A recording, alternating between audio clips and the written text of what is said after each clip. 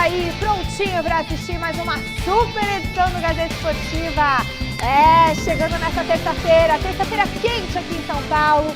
E eu tô muito bem acompanhada. Juninho Voador, por aí. A dupla do gente, essa aqui Tava voando mesmo. Juninho Voador é que uma vez um tal de Juninho Voador escreveu pra eles. E aí eles começaram a dar risada. Osmar Garrafa! Eu não, foi Redonda, o atacante. Qual posição você é do Mesa Atacante? Sempre fui zagueiro. Zagueiro do Mesa Redonda. Xerifão, né? Xerifão, ele é o xerifão. Ele é o nosso xerifão. E Marcelo Bazégio. Olha, a gente faz um balanço do mercado da bola do São Paulo. Tem ainda os primeiros passos do Estevão na seleção brasileira. José Paz e Alexandre Silvestre, trazem essas novidades aí pra gente. Então, daqui a pouquinho, que dupla peso pesado. E o Coringão? O Coringão ainda não desistiu de reforços não, hein?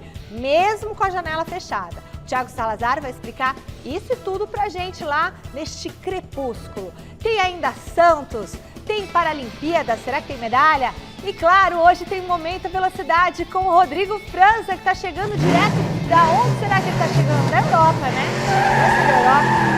Da Europa. Momento Velocidade já, depois dessas dicas. De volta, meu povo. E eu tenho um recado importante. A organização da Corrida Internacional de São Silvestre abriu hoje as inscrições para um lote promocional. Gente, foi um sucesso absoluto. Todas as vagas disponibilizadas neste primeiro momento já se esgotaram.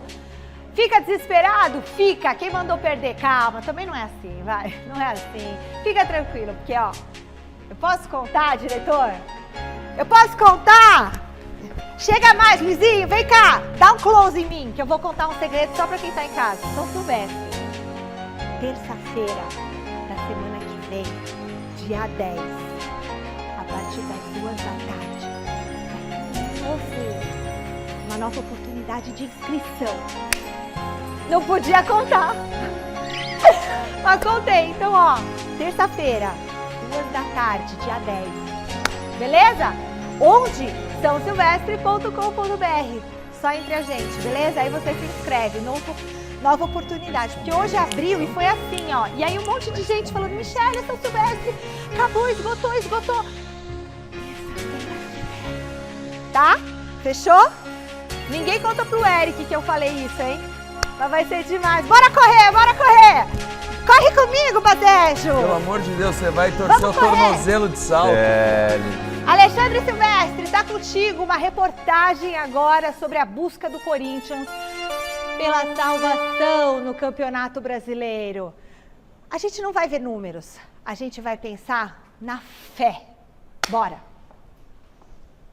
O futebol moderno tabela com a ciência, mapas de calor, análises de desempenho, estatísticas, números, planilhas. Mas nunca devemos tirar dessa equação a mística, os campos energéticos, as forças do além. O Timão vive um verdadeiro inferno astral. Até quando?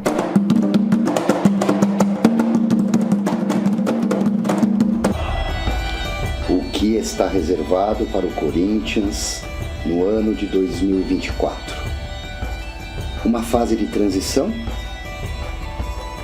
Alguma glória? Ou a dor da queda de novo para a segunda divisão?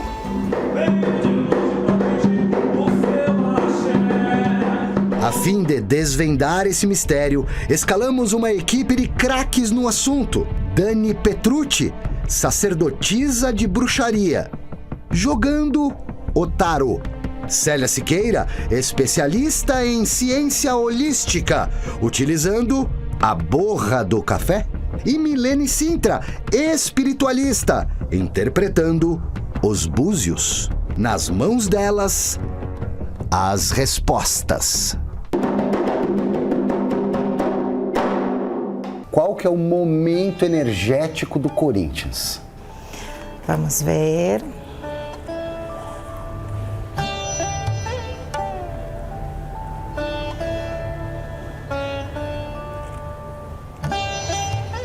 A roda da fortuna.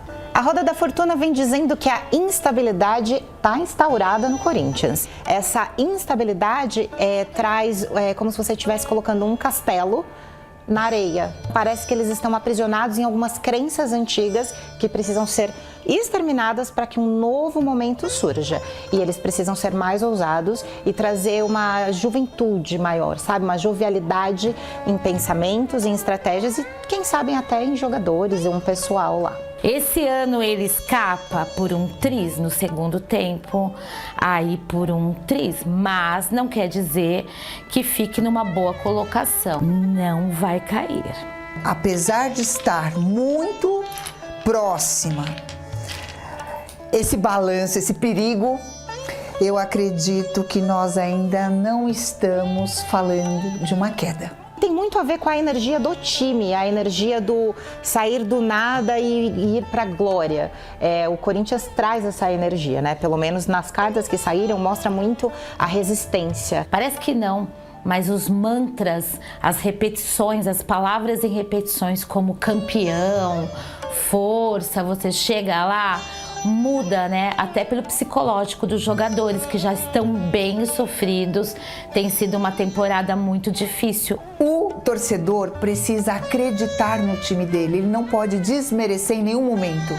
O time pode passar por dificuldades, mas ele não pode deixar de acreditar, porque é a energia dele que faz o time ser grande. Eu vejo 2 jogadores finalizando uma jogada, fazendo aí o gol que não permite que o Corinthians caia seja rebaixado. Mais Pardo, né?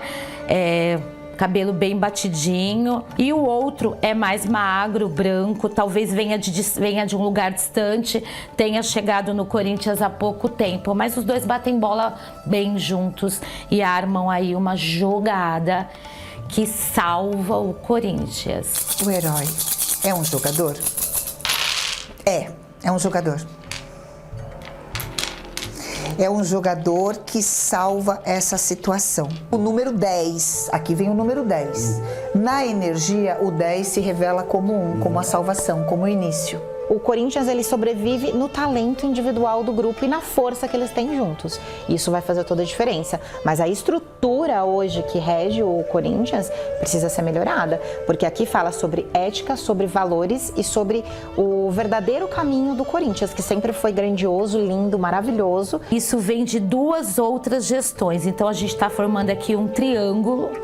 Esse presidente hoje, ele vai pagar um pato maior também por conta do rombo de 2 outros presidentes. Se limpar a parte administrativa, no ano que vem ele vai pro topo, ele vai prosperar e ele não vai cair. E se não limpar, o ano que vem é certo.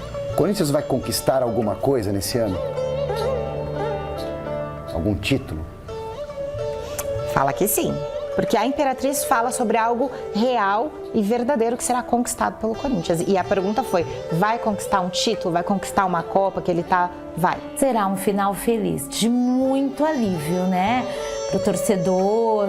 Então fé, coração e crença aqui.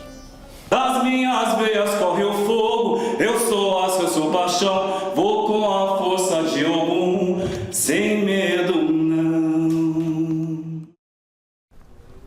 E deixa eu falar uma coisa, uma curiosidade sobre essa reportagem. É muito fácil falar que não cai depois de que ganhou do Flamengo, mas essa reportagem foi feita antes do jogo do final de semana, naquela situação drástica que o Corinthians ia enfrentar o Flamengo.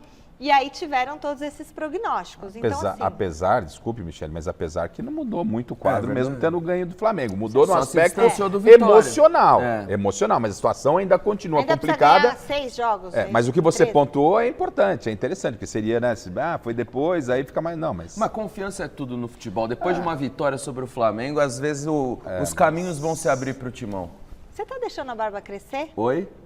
Não, sabe o que O que aconteceu, Marcelo Bazejo? Eu vou abrir aqui pro telespectador. Me ligaram de última hora falando que era eu no programa hoje. Porque o Miller não veio. Hã? Era o Miller hoje. Não, porque na verdade eu tava fazendo você. de terça, só que o meu dia oficial é sexta. E eu achei que essa semana ia ser sexta, mas ainda não. Tá na terça, tô aqui, só esqueci de fazer a barba. É assim que a gente descobre as coisas. Que barba é essa, Bazejo? Entendi. E cadê o Miller?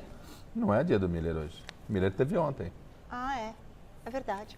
Olha, o Santos fechou a janela de transferências com mais reforços. E a Marina Buffon chega agora para a nossa conversa com os nomes dos contratados.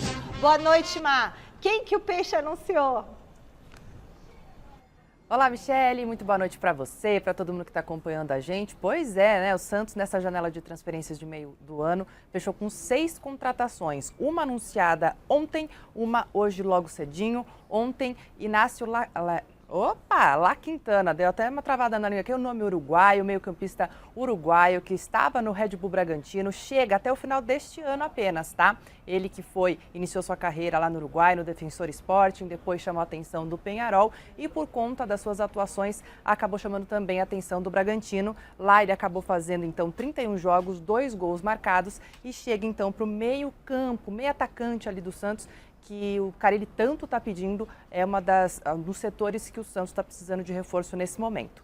Outro nome, esse hoje cedo, já conhecido da torcida, o Luan Pérez, que esteve aí, zagueirão, durante 2019 e 2021 no Santos, é bastante identificado com a torcida, estava no Fenerbahçe da Turquia e vem então até dezembro de 2027, foi quando ele assinou o seu contrato. Esses 2 nomes se juntam a outros 4 nomes, então, olha só, são 6 no total, né? Então, o La Quintana, também o Luan Pérez, e aí nós temos o Billy Arce, os atacantes Wendel Silva e o Sufadi, que vocês falaram ontem aí no programa, esse nome super difícil de falar, e também o goleiro Renan, tá certo? Essa então foi a janela de transferências do Santos no meio do ano. O Carille havia há algum tempo pedindo aí esses reforços, que enfim chegaram, vamos ver como ele vai trabalhar. O próximo jogo do Santos vai ser no sábado, contra o Brusque fora de casa. O Santos vem daquele empate mirabolante, 2-2 dentro de casa para a Ponte Preta. Hoje tivemos um jogo treino, o Santos ganhou 3-1 do São Bernardo, tá bom?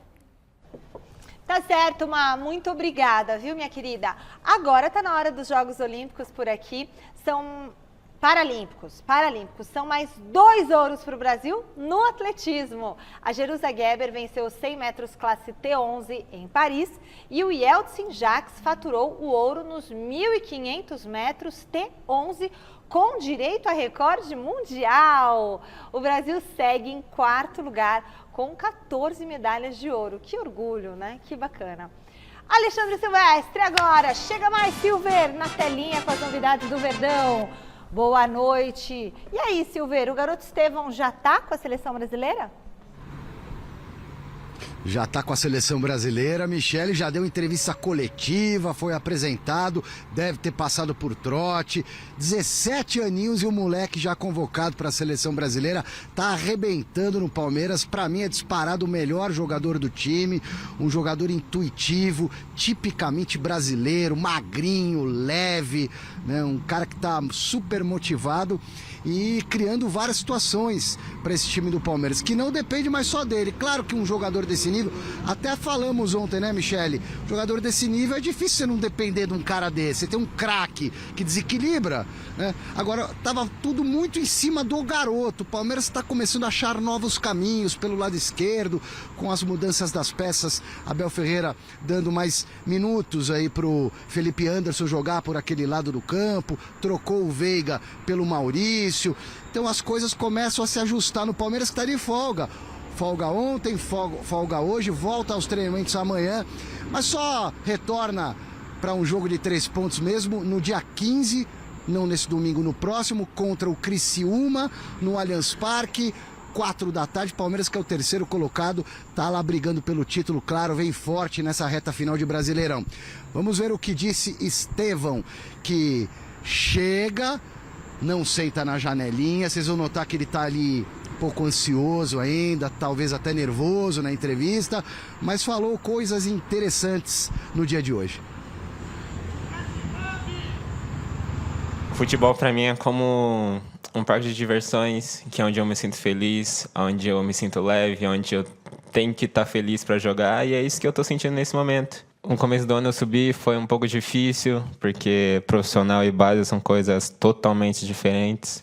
Sofri um pouquinho, soube lidar, mas graças ao Abel, à comissão técnica dele, aos jogadores, pude estar crescendo, pude estar aprendendo com o meu pai também, meus familiares, que me ajudaram bastante nesse processo, que no começo do ano foi um pouco difícil, que sofri bastante. e graças a Deus pude estar me desenvolvendo junto com eles, com as atletas que estavam lá, com a comissão técnica que me dava conselhos diariamente. Então, Michele, você que com certeza me dá o direito de comentar também quando eu estou na função de repórter, só uma pequena opinião para vocês analisarem aí. Para mim, o Estevão, tem só 17 anos, tem que tomar cuidado. Jogador de futebol, em primeiro lugar, atleta tem que ser jovem. Os jogadores de hoje, eles são preparados desde muito pequenininhos, mental, psicologicamente, com staff, já ganham com essa idade rios de dinheiro, aqueles que chegam no topo dos principais clubes, né? Então, pra mim, não tem que esperar nada, o moleque tá jogando muito, põe a camisa e mete no campo. Tem alguém muito melhor que ele na ponta hoje no futebol brasileiro? Vinícius Júnior de um lado, pra mim, Estevão do outro. E pra vocês? Vamos comentar um pouquinho do Palmeiras? Estevão, seleção brasileira. Então, assim, a gente vai comentando sobre o Estevão e vai se lamentando, né? Porque tá indo embora. É verdade que ainda tem a possibilidade de disputar o Mundial de Clubes no ano que vem. Foi um acordo que o Palmeiras fez com o Chelsea, mas é um jogador de uma qualidade que me espanta demais. É muito precoce, muito precoce.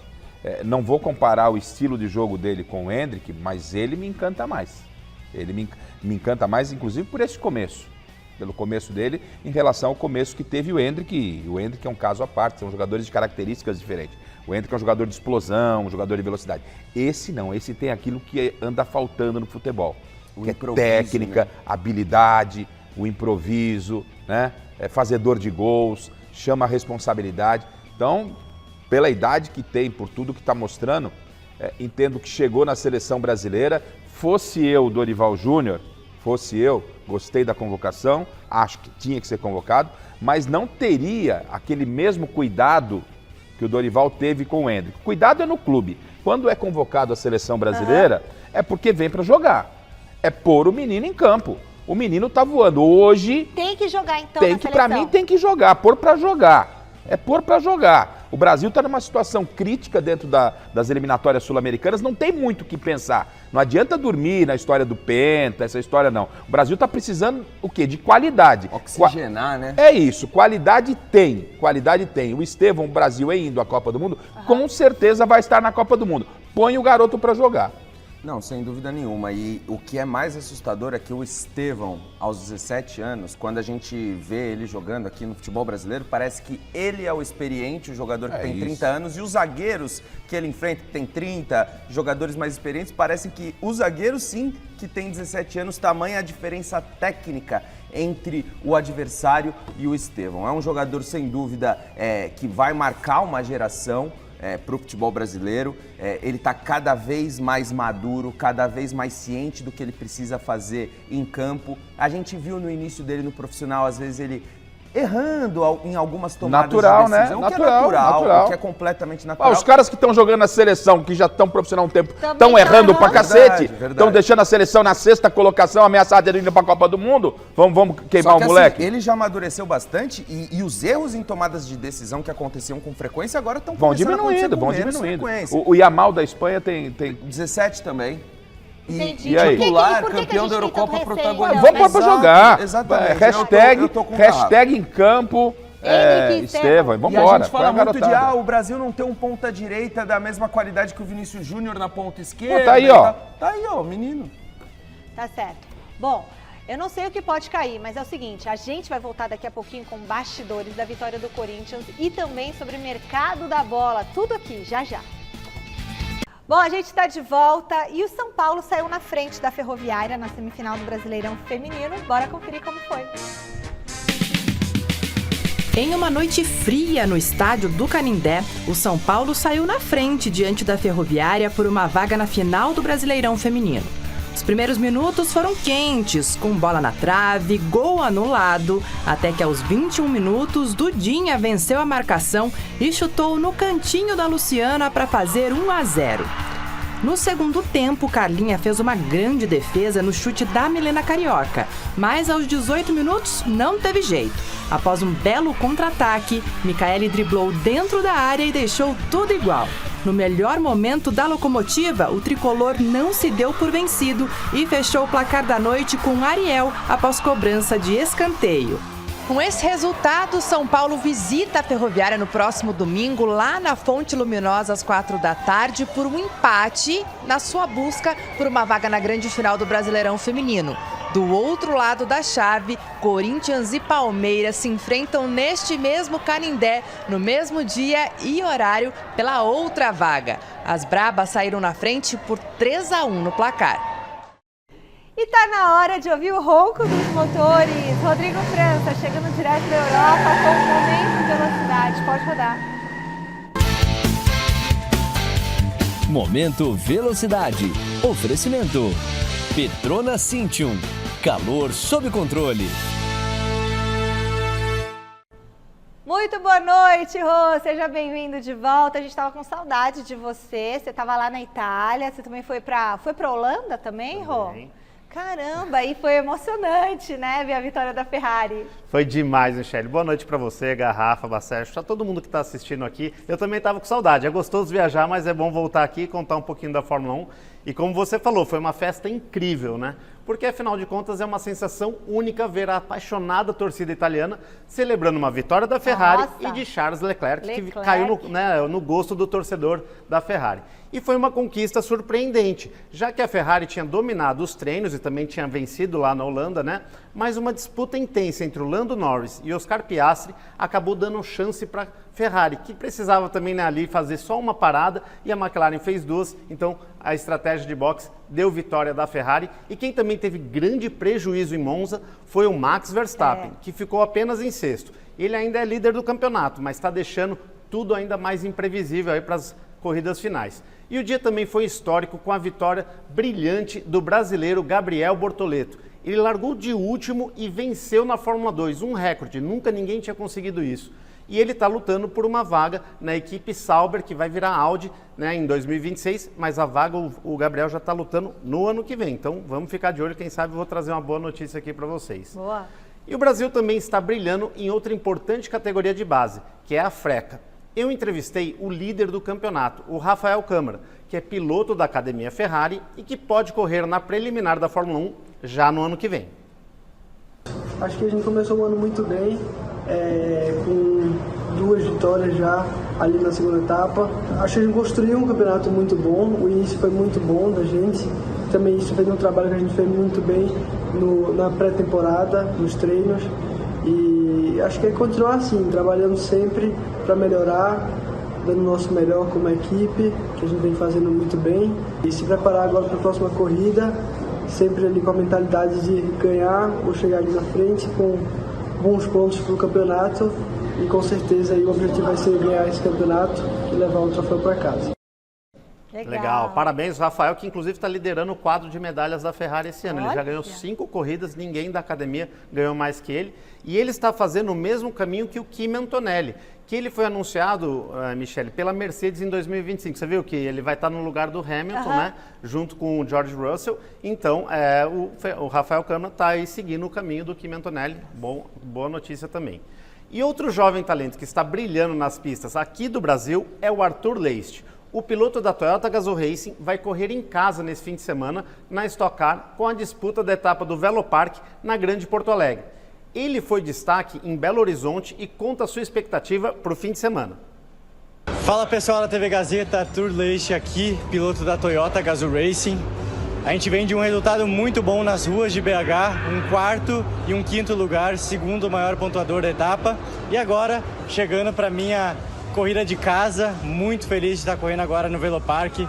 E a gente tem tudo para ter um bom desempenho, continuar nessa trajetória aí, rumo ao nosso primeiro pódio na categoria. Passou muito perto, mas estou muito confiante aí que ele vem aí na minha corrida de casa. E só tenho a agradecer a toda a Toyota Gazoo Racing por sempre apoiar a gente aí nas pistas. Legal, um gaúcho correndo no Velopark, vai ser bem legal, né? Uma etapa que inclusive vai ter metade da bilheteria revertida para o pessoal que teve as perdas lá das enchentes e tal, então vai ter uma parte solidária aí da equipe da Stock Car muito legal. E quem também está ansioso para essa corrida é o Átila Abreu. Na etapa passada, ele fez uma homenagem para a Petronas, que é patrocinadora dele e também está presente na Fórmula 1 com os pilotos Lewis Hamilton e George Russell na Mercedes. Está bem acompanhado, Átila, né? E agora ele vai completar 300 GPs na Stock Car. Olha, eu nem conto muito quantas largadas, mas os números dizem, né? Se são 300, são 300. Mas para mim sempre a corrida mais importante é a próxima. Então a próxima é o Velopark. E o meu objetivo é tentar repetir o resultado do ano passado lá, que eu venci a corrida. Acho que esse seria o nosso maior desejo. Beleza. Legal, então acelera bastante o Átila, 300 corridas, não é, né? Uma marca histórica. E eu fiz uma entrevista especial com ele, contando sobre os 50 anos da Petronas no Brasil, e a reportagem completa vai ao ar aqui na TV Gazeta, 8h20, no Momento Velocidade, um pouquinho antes de vocês no Mesa Redonda, Michele. 8h20, esse domingão, então vocês vão conferir a Átila Abreu da Petronas contando tudo. Tudo, falando sobre Stock Car, também falando um pouco da Fórmula 1, ele correu com o Vettel, com o Hamilton, né? Então tem muita história legal. Ah, eu tô torcendo para que logo tenha um brasileiro na Fórmula 1, hein? Tô aqui, ó, que geração maravilhosa. Eu acho que vai ter novidade em breve, Michele. Vamos torcer. Obrigada, viu, Rô? Até domingo às 8h20 no Momento Velocidade. E na sequência, às 9 da noite, a gente se vê no Mesa Redonda. Fechado, até a próxima. Beijo. Olha, tem São Paulo Futebol Clube na tela, pessoal. É ele, José Paes, chega mais. Ô, Jé, você vai sair de férias, Zé? De novo? De novo vai sair de férias, Zé? Vai trazer detalhes dos reforços? Mas todo ano e toda hora. Reforços do Tricolor nessa janela de transferência ou eu tô enganada, Zé? A carinha dele. Será que você já saiu de férias, Zé? Conta pra mim sobre essas contratações aí, Zé. Fala, Mi, beijo grande pra você, abraço pra todo mundo. Não sou um holograma aqui, sairei de férias sim, segunda-feira que vem, 20 dias aí, tranquilo, vou ficar por aqui mesmo, mas descansar um pouquinho, né? Foi no ano passado a última vez que eu tirei férias, o Garrafa tá doido, faz tempo já, mas vou sair no dia 9, tá? 20 dias depois eu volto. Não chorem! Depois eu volto. Vamos falar do São Paulo, que é o que interessa aqui para o público do Gazeta Esportiva. Ontem eu disse aqui no programa, né? Poxa, o São Paulo tá aí por detalhes de anunciar 2 novos reforços aí até o meio do ano que vem. E o fez. Anunciou Jamal Lewis, jogador lá da Irlanda do Norte, 26 anos, lateral esquerdo, anunciado pelo São Paulo oficialmente lá no Instagram, em todas as contas oficiais do São Paulo na internet. E também o Santiago Longo, volante argentino também de 26 anos, que fechou com o tricolaço do Morumbi até o meio do ano que vem, vindo aí de empréstimo lá do Belgrano da Argentina. Então 2 reforços, o São Paulo já tinha contratado outros 2 jogadores nessa janela agora de meio de ano, né? Trouxe o Marcos Antônio, que vem sendo bastante utilizado aí pelo professor Luiz Ubeldia, e também o Juan, zagueiro, que estava lá no Sassuolo da Itália. Por falar em Luiz Ubeldia, o STJD, o Superior Tribunal de Justiça Desportiva, resolveu arquivar uma denúncia contra o professor argentino aqui do São Paulo, né? Ele tinha sido expulso lá contra o Atlético Paranaense, 14ª rodada do Campeonato Brasileiro, tomou 2 amarelos por invadir ali o gramado, foi expulso, não vai ter nenhum tipo de pena aí para o Zubeldia, então ele vai poder comandar normalmente o São Paulo na partida contra o Cruzeiro pelo Campeonato Brasileiro no próximo dia 15 agora do mês de setembro. E aproveitando que a gente está falando aí desse jogo contra o Cruzeiro, a gente tem uma tela aí para mostrar os 3 próximos adversários do São Paulo Futebol Clube. Vai pegar o Galo, dia 12, Copa do Brasil. Na sequência, então, tem o Cruzeiro, os 2 jogos lá em Minas Gerais. Galo, Copa do Brasil, Cruzeiro, Campeonato Brasileiro.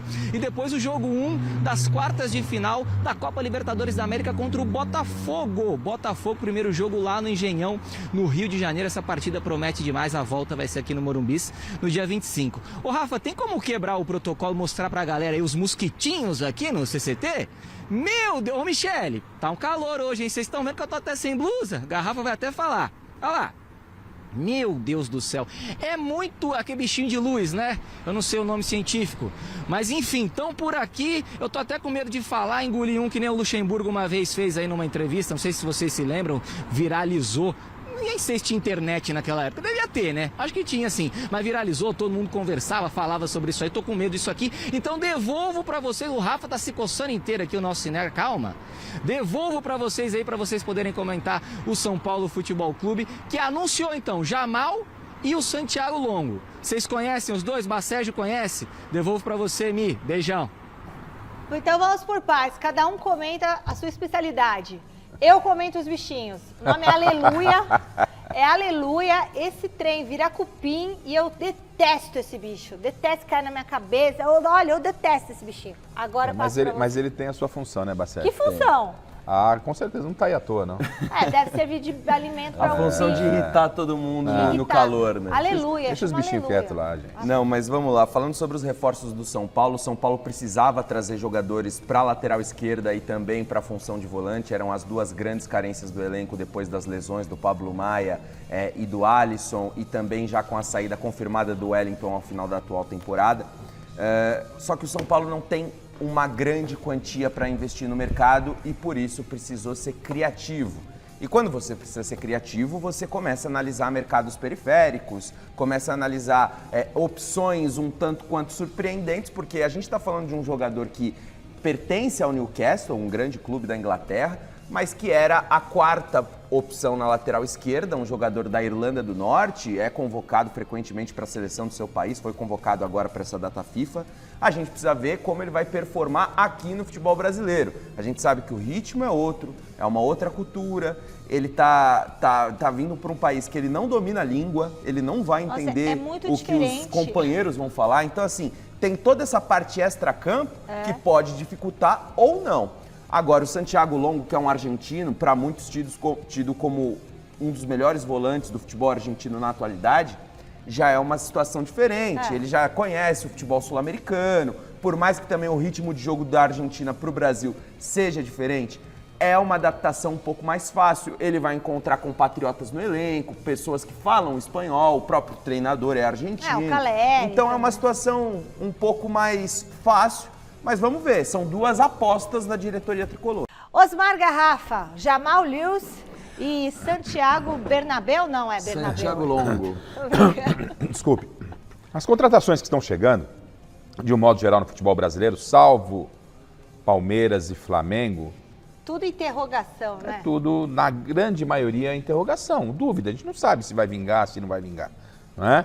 Então fica essa questão. Então não vou me apegar muito a discutir o Bacérgio, eu vou muito dentro da linha do que disse o Bacérgio, eu vou ficar naquela arte que o Zé Paz mostrou, os próximos 3 jogos do São Paulo.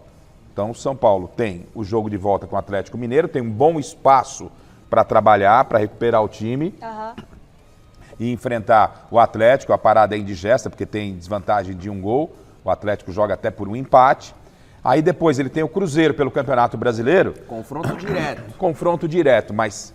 o Zubeldia pode aí dar uma mesclada aí e priorizar, obviamente, a Libertadores. Sim. E aí ele ganha mais um espaço para trabalhar o jogo contra o Botafogo. Fosse eu, porque o São Paulo não briga nas 3 frentes, o São Paulo está nas 3 frentes. As prioridades para o São Paulo são as Copas. Então tem um bom tempo para enfrentar o Atlético, trabalha para o Atlético.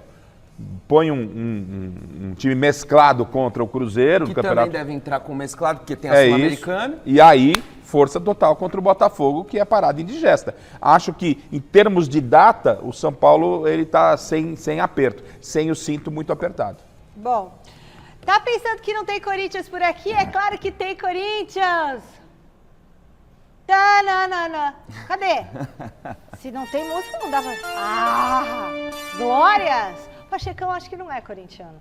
E o Salazar separou bastidores da vitória do Timão sobre o Flamengo. A gente quer ver, né, Salazar? Como é que foi esse bastidor para a fiel torcida festejar de novo? Foi legal, foi interessante o vídeo de bastidores dessa vez, Michele. Boa noite para você, para todo mundo que está acompanhando o Gazeta Esportiva. Um jogo que ainda repercute até hoje, né? O jogo foi domingo, já estamos na terça-feira e ainda tem repercussão sobre a vitória do Corinthians sobre o Flamengo. Aliás, o árbitro do jogo colocou ali na súmula o fato de ter tido problemas com 2 gandulas, colocou na súmula o fato de ter bolas murchas jogadas pelos gandulas no final do jogo e bolas que foram para as arquibancadas, que não voltaram para o jogo, enfim, tudo relatado pelo árbitro da partida, ou seja, aconteceu de tudo um pouco nesse Corinthians e Flamengo. E a gente vai assistir agora um trechinho do vídeo de bastidores divulgado pela Corinthians TV, muito em cima do craque do jogo, o Ángel Romero, que deu a vitória para o Timão.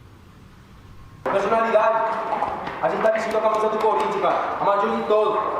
Pensa nisso, cara, pensa nisso. Todo mundo que ele tá aqui no nosso lugar hoje. A gente tá aqui privilegiado, vamos jogar com o estádio lotado, velho. Bora! É nosso dia hoje. A gente vai sair com a vitória hoje. Bora, bora! Não tem mais amanhã. É hoje, rapaziada. Vamos concentrados, vamos juntos. Hasta la muerte, pero juntos. Dale.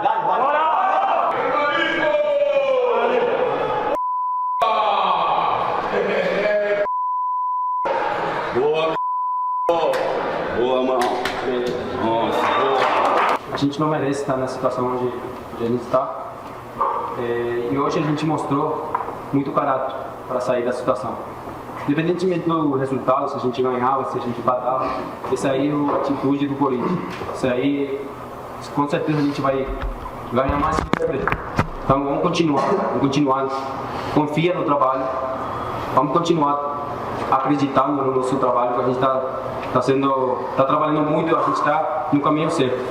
É só acreditar e assim desse jeito, todo mundo junto, a gente vai sair dessa situação. A gente sabe que não merece. A gente tem um elenco para brigar lá em cima. E todo mundo sabe. Só que a gente tem que acreditar e mostrar dentro de campo. Falar menos fora e demonstrar isso dentro de campo. Então, né, o Romero, ele é um craque de bola? Não, longe disso. Mas é ídolo. Mas ele tem o nome dele na história do Corinthians. Pode usar a palavra ídolo, né? Garrafa. Não, ele tem o nome dele na história do Corinthians. E o Corinthians tem jogadores, né, considerados ídolos, que passaram muito longe de ser craques. Você pode pegar o Ezequiel, o Birubiru, né? O Birubiru jogou demais, mas não era um craque de bola. Craque, quando eu tô falando, craque tecnicamente. O Romero resolve, o Romero entra nesse patamar. E aí chega lá o espanhol, que teve... e o Romero no banco. Não sei, né? Mas enfim, o Romero entrou e deu conta do recado. O Romero pôs o Flamengo no bolso no momento difícil da partida, né? Deu caneta, ele deu chapéu, ele prendeu a bola quando tinha que prender, fez a tal da catimba quando tinha que fazer e iluminado, né? Primeiro toque na bola, ele faz o gol da vitória do Corinthians. Acho que isso tem que ser levado em consideração. Tem estrela. Para esse momento difícil. E o ano passado aconteceu a mesma coisa. Não fosse Romero e Cássio, o Corinthians já teria ido para a segunda divisão. Então, o Romero está de parabéns, o Corinthians fez uma belíssima partida, é um alento para os próximos jogos. Difíceis jogos, difícil sequência, mas é um alento essa boa vitória contra o Flamengo. As previsões que nós mostramos aqui falaram que vai ter uns grandes Salvador o Corinthians. E ela fala que ele veio de longe. Aí, no Mesa Redonda, até falei, bom, pode ser o Garro, né, que veio da Argentina. Pode ser o Romero, que veio do Paraguai. Não é? Bom, vai saber. Basejo.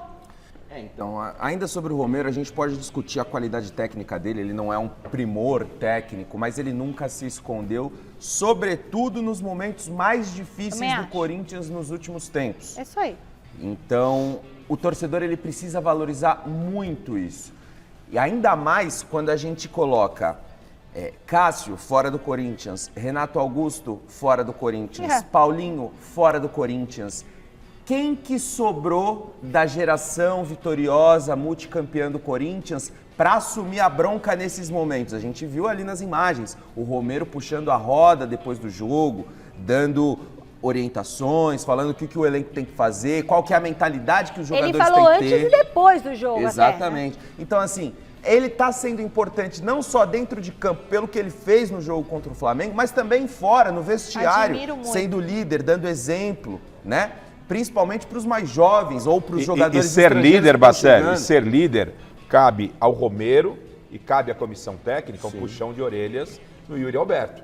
Porque o Yuri Alberto arrumou toda aquela confusão. É verdade que o jogo estava quente. E aí, olha só, o próximo jogo do Corinthians, vou esquecer a Copa e do agora? Brasil. Não tá, né? É o Botafogo. Então, ou seja, o gringo que chegou atacante está contundido, provavelmente não enfrenta o Botafogo. Não vai. Quem seria o substituto? Yuri Alberto. Está suspenso. Aí, na confusão que aconteceu por causa do Yuri Alberto, o Kaká foi lá, expulso, tá de fora. O Félix Torres foi para lá também, recebeu o amarelo, tá de fora. Ou seja, o Corinthians perde para o jogo contra o Botafogo e tá jogando com 3 zagueiros, né? E é assim que o Corinthians tem que jogar. Com 3 zagueiros, ele já não tem 2 zagueiros para enfrentar o Botafogo, né?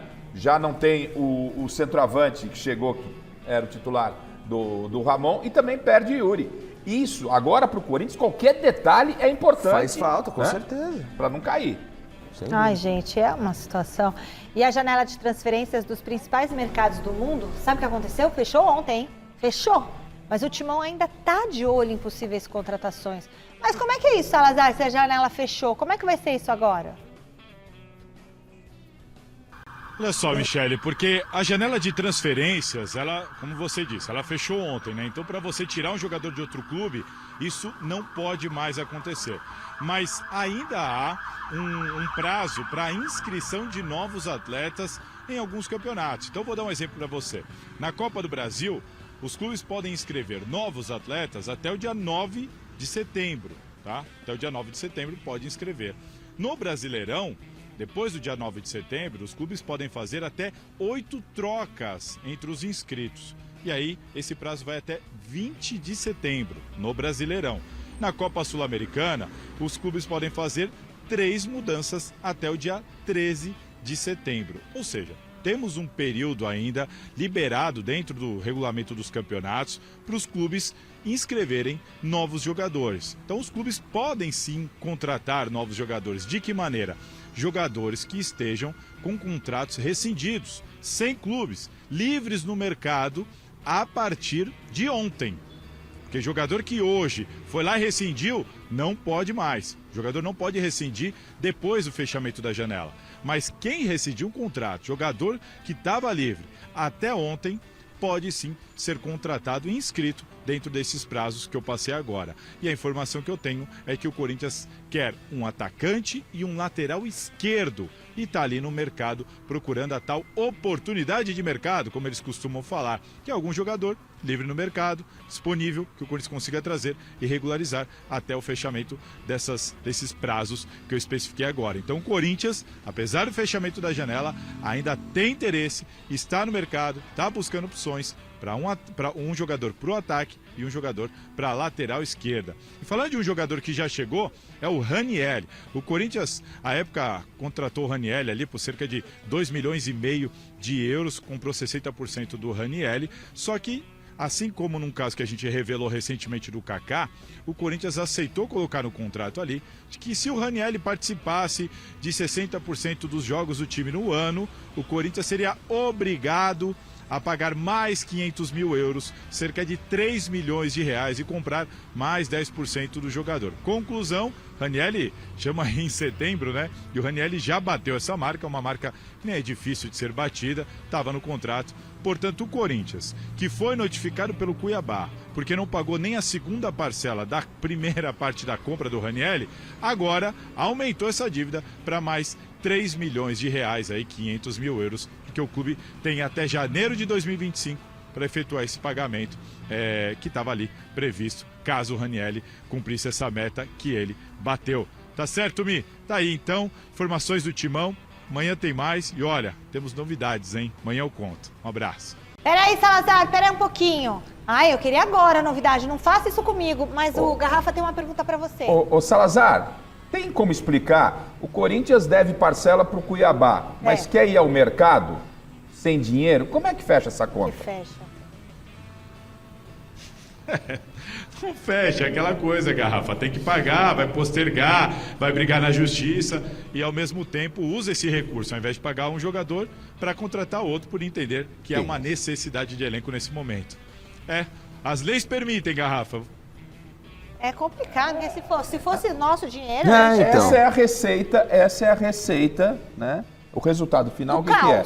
É o Corinthians brigando ano passado por rebaixamento, atolado em dívidas e Imagina a coisa...